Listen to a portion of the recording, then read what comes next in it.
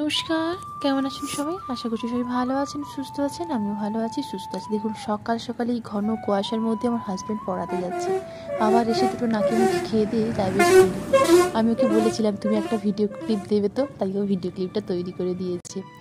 তারপরে আমিও ওইদিকে সকালের বাসি কাজগুলোতে লেগে পড়েছি। তারপরে বাসি জামা কাপড় চেঞ্জ করে হাত মুখ ধুয়ে আমি আবার আমার রান্না বান্না এই সমস্ত অন্যান্য কাজগুলোও করেছি, ঘর মোছামুছি এগুলো করেছি।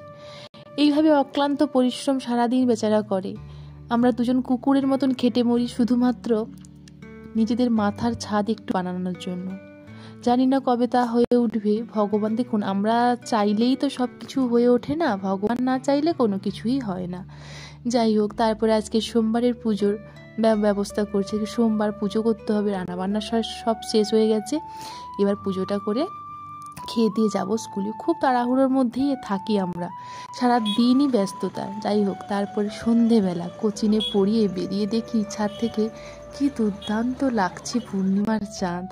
তারপরে এই যে বাড়ি ফিরেছি, আর বাড়ি ফিরতে প্রায় দেখুন কটা বাজে আর দেখাচ্ছি। ভেতরে বাইরের ঘড়িটা তো খারাপ, ভেতরেরটা ওই দেখুন 8টা বাজতে 10 মিনিট বাকি। এই হলো এক ব্যাপার। তারপরে ওই আসার পথে পূর্ণিমা পুজোর প্রসাদ বাবা একটু দিয়ে গেল কোচিনে। তারপরে এসে সংসারের কাজে লেগে পড়েছি। যেটা বলছিলাম, এইভাবে যে অক্লান্ত পরিশ্রম করছি, এটা যে বৃথা যাবে এমন কিন্তু নয়। এতে শান্তি আছে। খুব কষ্ট হয় ঠিকই, কিন্তু তাও আমরা শান্তির মধ্যে জীবনটা কাটাই।